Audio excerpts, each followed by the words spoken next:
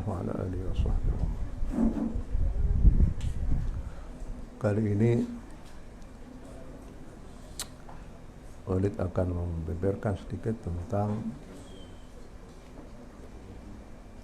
peristiwa hijrahnya Nabi dari Mekah menuju ke Madinah.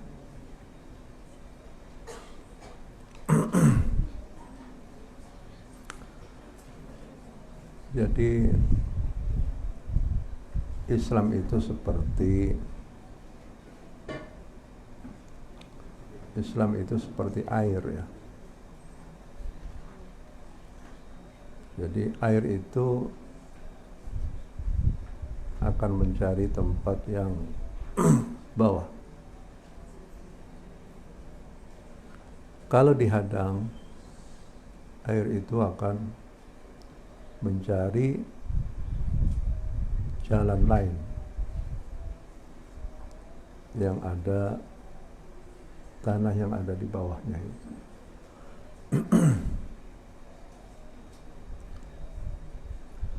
Begitu juga dengan Islam ya. Islam itu turun di Mekah pertama kali. Nabi kemudian berdakwah di Mekah. Apa yang dilakukan oleh Nabi? Yaitu mengajak kepada, pertama kepada istrinya Khadijah. Jadi Siti Khadijah itu orang pertama yang masuk Islam sebelum yang lelaki itu. Karena Khadijah waktu Nabi mendapatkan wahyu pertama sudah menjadi istrinya. Jadi itulah orang pertama sekali masuk Islam.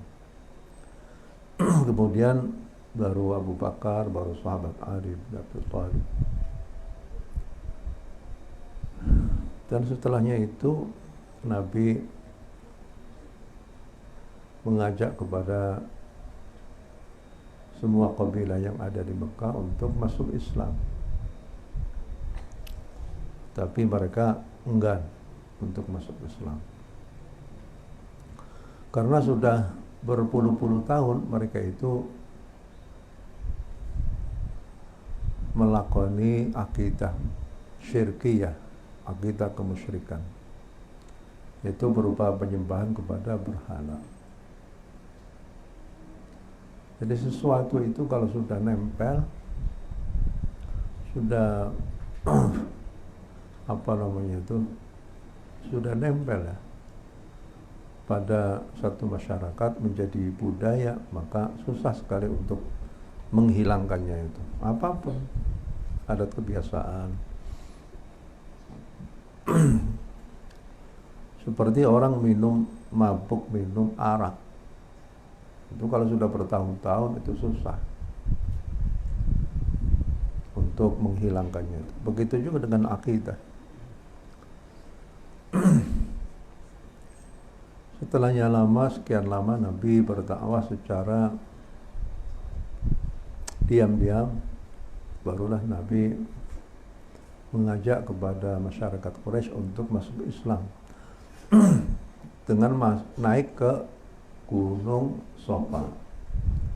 Panggillah semua kabilah-kabilah Quraisy, kemudian diajak untuk masuk Islam, tapi mereka enggan. Ya Nabi terus saja berdakwah itu.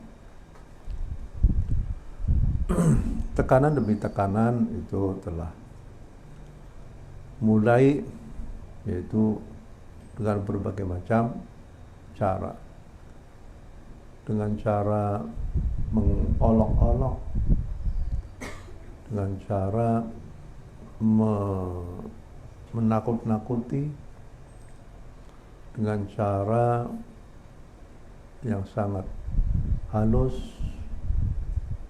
menawarkan jabatan, menawarkan uang, menawarkan perempuan, dan lain sebagainya. Dengan jabatan, kami akan sediakan jabatan yang tertinggi buat kamu, wahai Muhammad. Tapi Nabi tidak. Begitu juga dengan harta benda, kami akan mengumpulkan sebanyak-banyaknya harta benda agar supaya Nabi itu berhenti dari dakwahnya itu.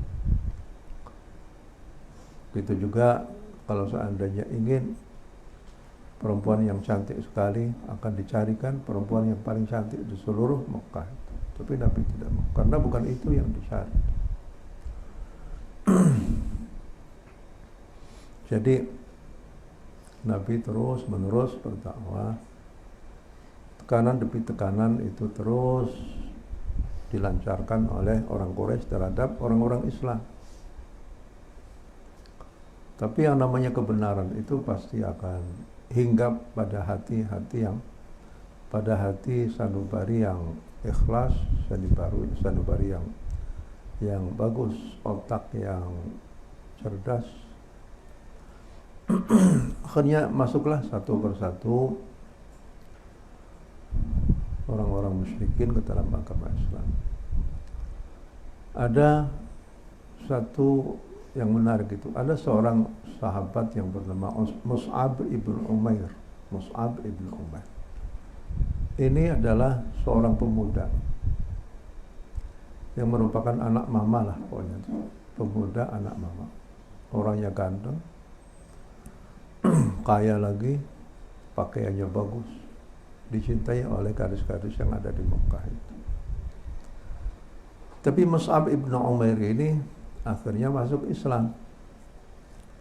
Ibunya itu marah, bahkan mengatakan, wahai Mus'ab anakku, kalau kamu tidak kembali lagi kepada agama ayahmu, ibumu ini, aku tidak akan makan. Jadi akan mogok makan, biar saya mati katanya. Tapi apa kata Mus'ab? Bu, silahkan, kalau mau tidak makan silahkan saja. Saya sudah menemukan agama yang aku cintai, agamanya. Ya, akhirnya nggak jadi. Ibunya yang tadinya mogok makan selama berhari-hari, akhirnya nggak jadi, karena melihat anaknya begitu. Begitu menariknya dakwahnya Nabi itu, karena Nabi sendiri orangnya sangat menarik, sangat supel, orangnya jujur, orangnya tegas, orangnya lemah lembut, dan lain sebagainya.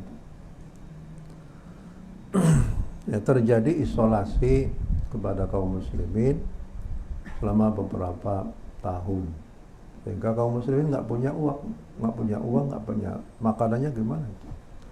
Masuk di celah di antara dua gunung, dan mereka makan apa saja, sampai daun-daun itu. Coba itulah perjuangan umat Islam pada masa lalu. Kita ini apalah perjuangannya itu? Perjuangan kita untuk menegakkan ajaran agama Islam itu sampai di mana? Ya nggak ada apa-apanya lah. Suruh ngaji aja susah kadang-kadang. Apalagi suruh berdakwah untuk masuk ke pedalaman-pedalaman, mengajak orang-orang untuk masuk Islam, itu yang susah. Ya.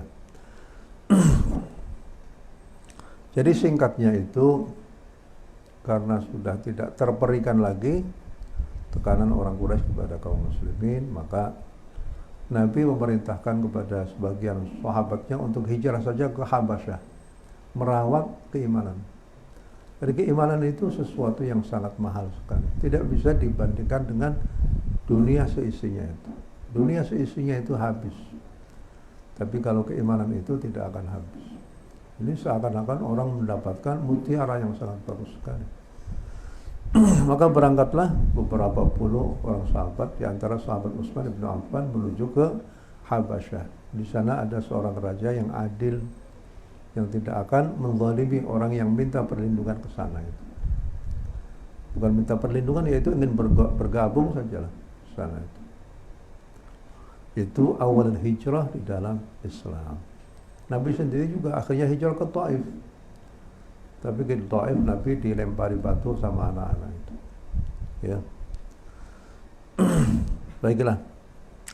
Kemudian bagaimana lagi Nabi berpikir keras, bagaimana agar supaya Islam itu bisa terus. Kalau begini terus menerus itu kan nanti banyak orang Islam yang ya ditekan terus-menerus, diisolir secara politik, diisolir secara ekonomi, diisolasi secara sosial.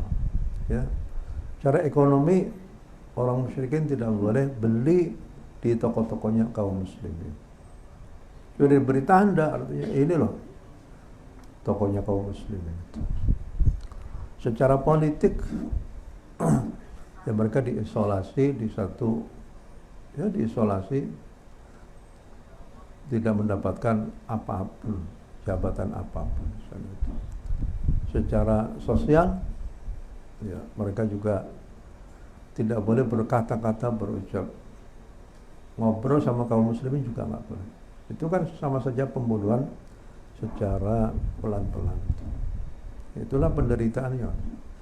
Hanya Banu Hashim dan Banu Abdul Muttalib itu yang bergabung di sana, dicelah di antara dua bukit itu. Apalagi yang dilakukan oleh Nabi, yaitu setiap bulan haji ada saja orang dari Madinah datang ke Mekah untuk melaksanakan haji. Hajinya orang masa lalu ya. Ya sudah ada haji itu. Nabi mengajak kepada orang-orang Yathrib, orang Madinah untuk masuk Islam. Maka mulailah banyak orang tertarik masuk Islam. Pertama itu di Bai'atul Aqabah. Aqabah dekat dengan Jumrah Aqabah, di situ di Mina ada 12 orang dari Madinah yang membaiat kepada Nabi itu. Baiat akan terus-menerus bersama dengan Nabi, menolong agama Allah Subhanahu wa taala. Kemudian 3 bulan sebelumnya Nabi itu hijrah ke Madinah, banyak orang-orang Madinah yang datang ke Mekah, dan di situ ada Bai'ah Aqabah yang kedua, yaitu sebanyak 73 orang yang beriat kepada Nabi dan akan bersama dengan Nabi dalam keadaan apapun, baik dalam keadaan senang maupun tidak senang, dalam keadaan sakit maupun dalam sehat, dalam berbagai macam keadaan. Itu dibaiat seperti itu. Makanya sekarang itu banyak kelompok-kelompok Islam itu kan membaiat begitu, inginnya niru baiatnya Nabi itu. Ya baiklah, jadi setelahnya itu tekanan demi tekanan berlanjut kepada para nabi dan para sahabatnya.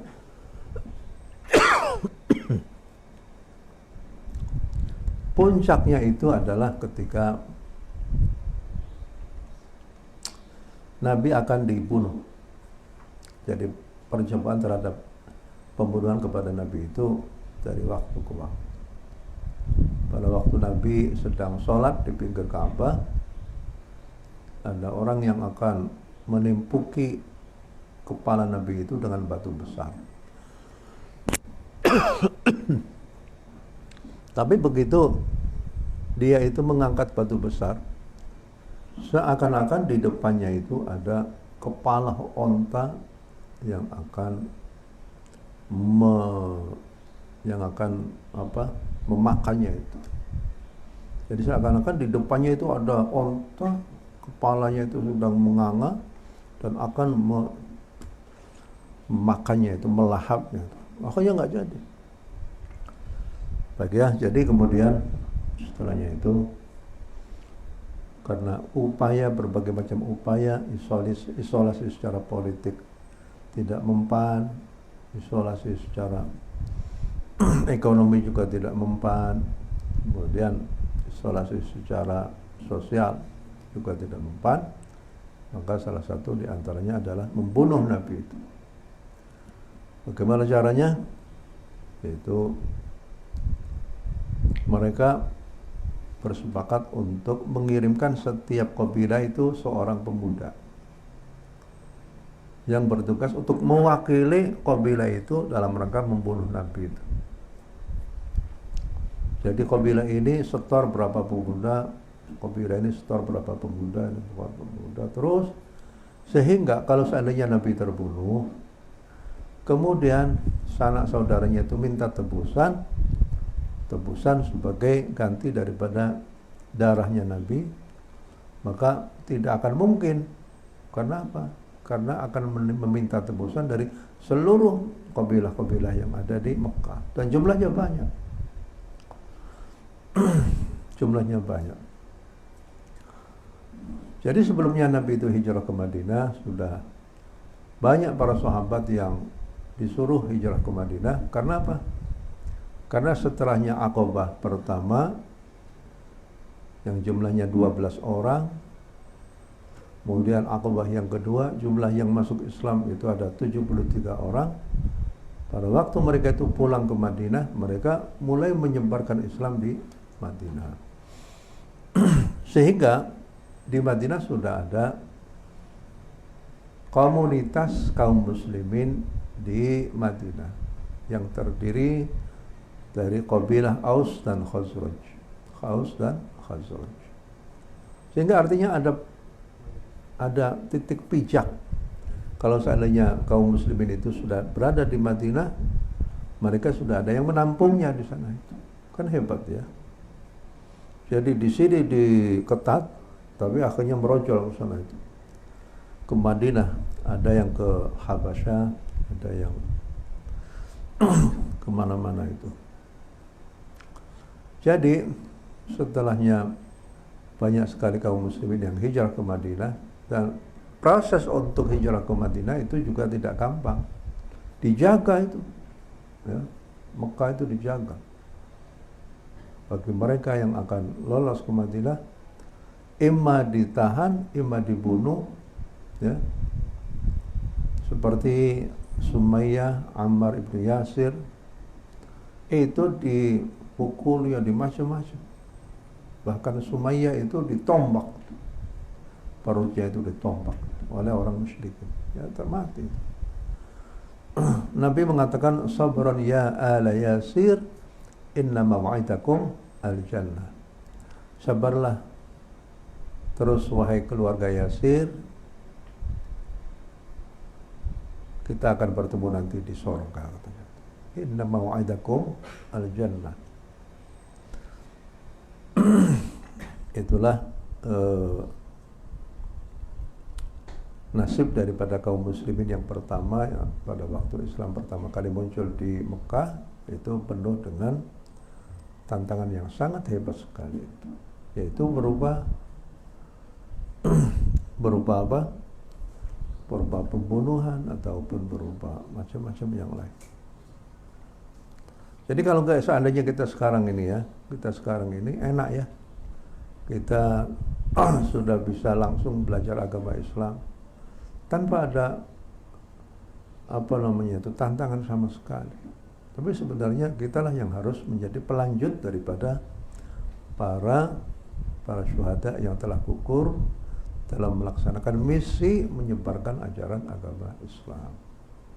Sekarang ini orang yang penting, mari kita syiarkan agama Islam, mari kita itu sebarkan syiar-syiar agama Allah. Salat di mana-mana, ngaji di mana-mana, zakat ditunaikan, haji ditunaikan, puasa ditunaikan.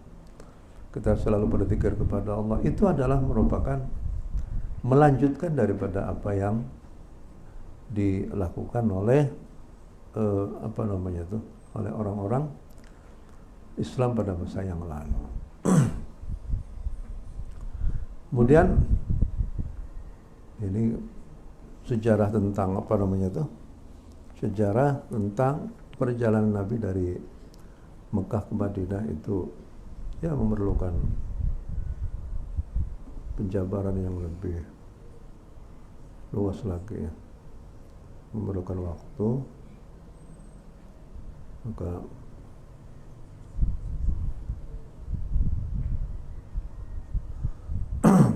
ini, ya, Walid, seperti yang tadi Walid katakan itu, tentang bahwa agama Islam, kebenaran itu akan berjalan seperti air.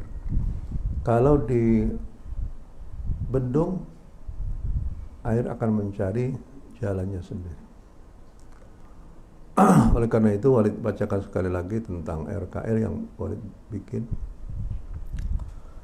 Dia muncul di keheningan malam, lalu bergerak dalam diam, merayap bagaikan air yang mengalir ke berbagai penjuru bumi.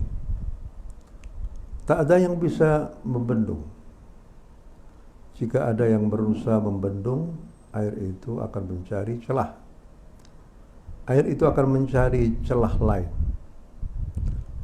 Air itu terus merambah ke seluruh penjuru bumi.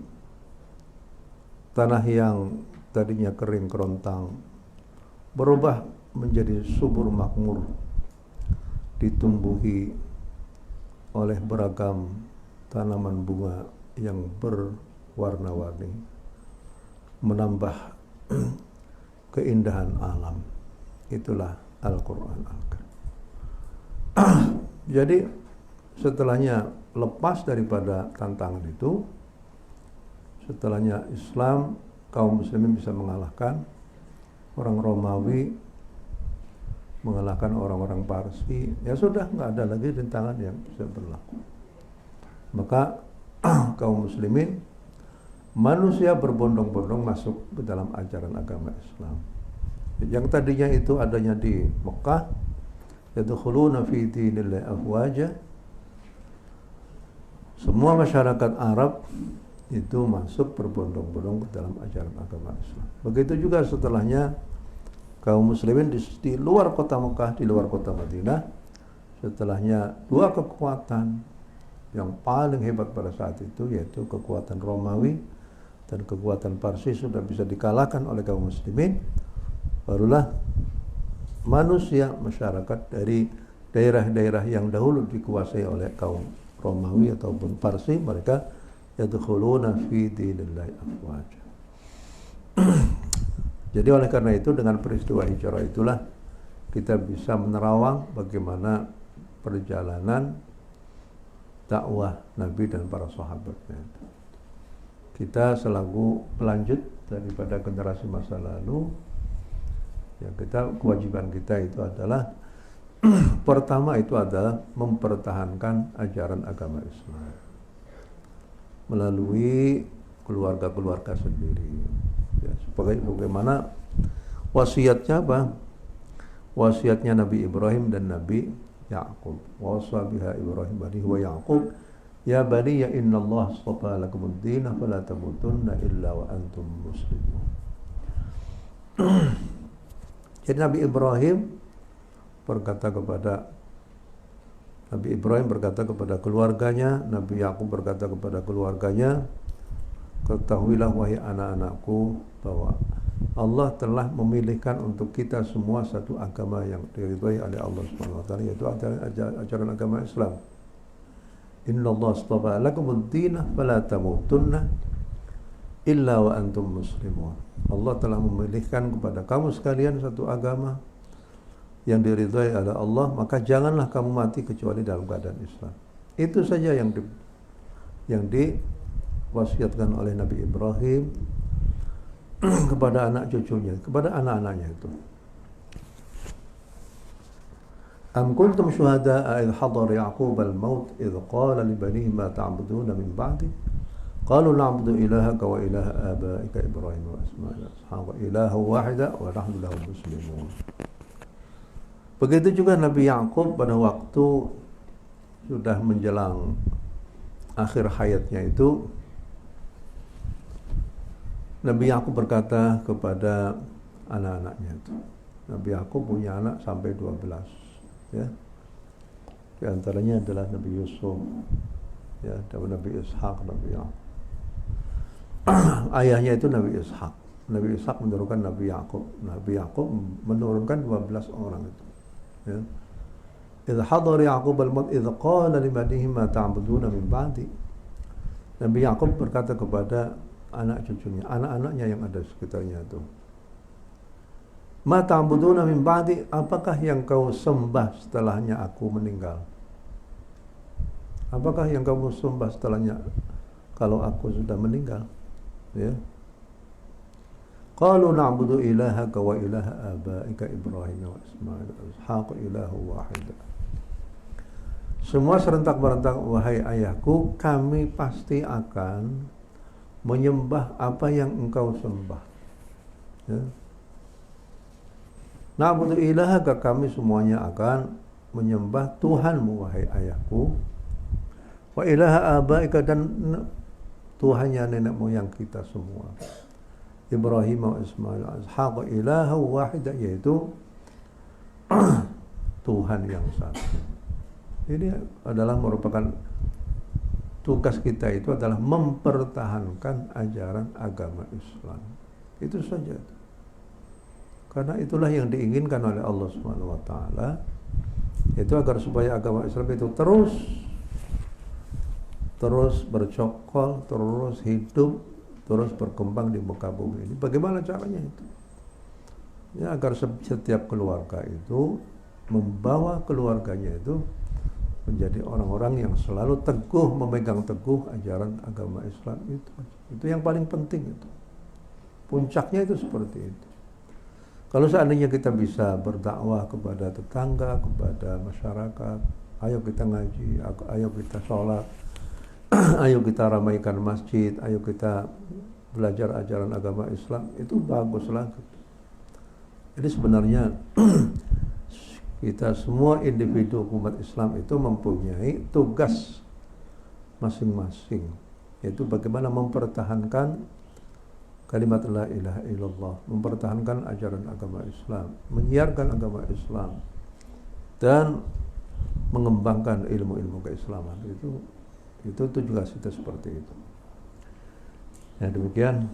Untuk selanjutnya peristiwa Isra Mi'raj akan kita sampaikan pada kesempatan yang lain. Wassallallahu ala sayyidina Muhammad, alhamdulillah.